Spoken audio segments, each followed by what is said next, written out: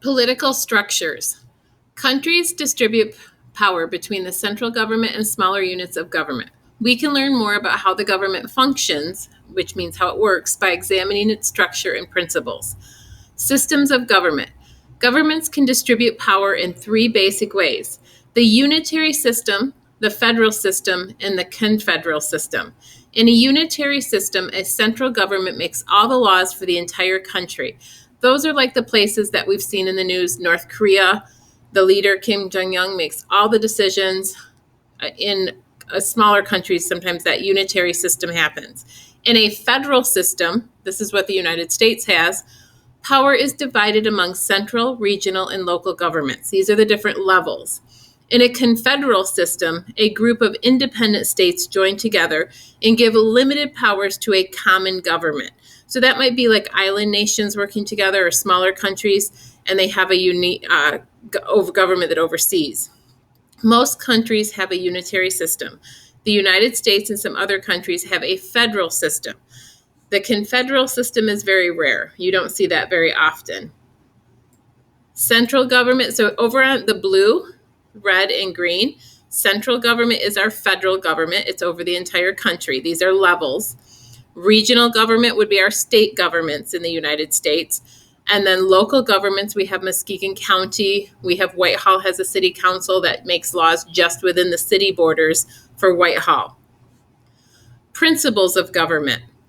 Every government has basic principles that affect the way it serves its peoples. Authoritarian governments may seek to control all aspects of society, even people's actions and beliefs. For example, some authoritarian governments limit citizens' use of communications technology, such as the internet. Most democratic governments act to protect individual rights and the common good. In the United States, government follows basic democratic principles. For example, government follows the rule of law. That means rule of law is one of our core democratic values, that everybody serving in the government has to follow, and working for the government has to follow the same rules as its citizens. That is, government powers are defined by the laws that limit its actions. So the government can't break the laws either. Also, government decides issues by majority rule. A law cannot pass until the majority, most representatives vote for it. So we go by a majority rule. At the same time, the majority may not take away the basic rights and freedoms of minority groups or individuals. In other words, government must balance majority rule with the rights of minorities. That was a big with our civil rights. We want to make sure smaller populations of people, smaller groups of people are adequately protected and have the same rights as others. Now we're going to talk about the branches of government. If you look at the other side, under the U.S. Constitution, power is divided among the three branches of government: the legislative, executive, and judicial branches. This division is called separation of powers. It's a system of checks and balances.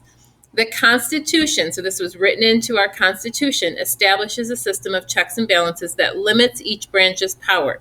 Each branch has some power to change or cancel the actions of other branches. That's the definition of checks and balances. Each branch has some power to change or cancel the actions of the other branches. The legislative branch makes laws. In a representative democracy like the United States, citizens elect legislative representatives, so that we don't have to be there making all the laws, to make decisions for us. The legislative branch also imposes taxes and required payments. Taxes are used to pay for government services and public goods such as roads. We all need to drive on the roads, parks, fire departments, and national defense. Public goods are owned by everyone in the country. So that's the legislative branch, whose job is to make laws. The executive branch carries out or enforces the laws. It also provides for the country's defense, conducts foreign policy. Foreign means with other countries, so our policy with other countries. Who are we going to be allies with? Who are we trying to change behaviors or not as close with because they're not democratic. A lot of times if they're not democratic, the U.S. are not allies with them because we want to protect human rights. The United States and some other countries have a presidential system with an elected president as the head of the executive branch.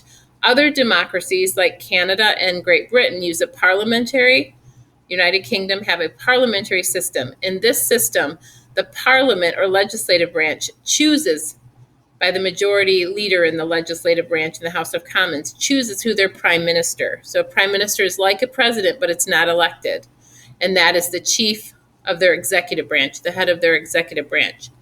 And then a judicial branch makes decisions about disputes. It does through the court of law. This does this through the court of law. These courts can range from local criminal courts to the highest court in the land. The highest court is the Supreme Court. In the United States, that court is called the Supreme Court. Among other things, the Supreme Court interprets, which means find meaning of the law, and they use the Constitution to do that. It judges how a law should be applied and whether the law violates the Constitution. So the judicial branch is the Supreme Court. It uses the Constitution to interpret laws.